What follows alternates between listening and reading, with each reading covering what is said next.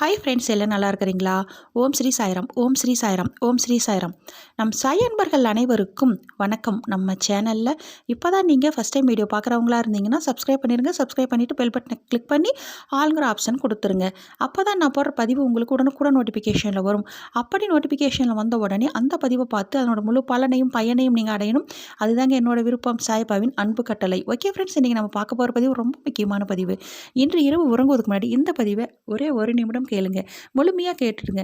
உங்கள் வாழ்வில் உங்களுக்கு ஏற்பட்டிருக்கிற இந்த துக்கம், கண்ணீர், கவலை, அதே போல் இது போல் மனிதனாக பிறந்துட்டு இவ்வளவு துன்பங்கள், துயரங்கள் யாருக்குமே வரக்கூடாது. அவ்வளவு பட்டுக்கிட்டு இருக்கிறீங்க. உங்களுக்கு சாயப்பா சொல்கிறாருங்க, யாம் இருக்க பயமேன், நம்பிக்கை பொறுமை மிக்க பக்தி கொள் என்றாய்.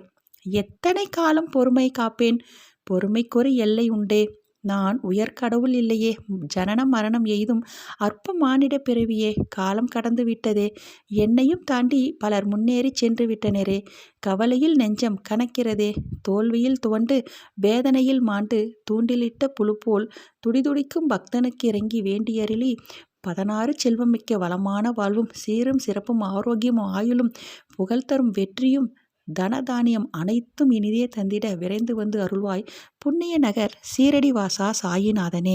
இந்த பதிவை முழுவதுமாக கேட்டிருப்பீங்க. இந்த மந்திரம் 9 முறை சொல்லிட்டு கண் மூடி தூங்குங்க. சாய்பாவோட தியான சுலோகம்: பத்ரி கிராம ஷமத்புதம் இத்வாராக மாயி வாஷினம் பக்தாபீஷ்டம் இதம் தேவம் ஷாயிநாதம் நமாமி.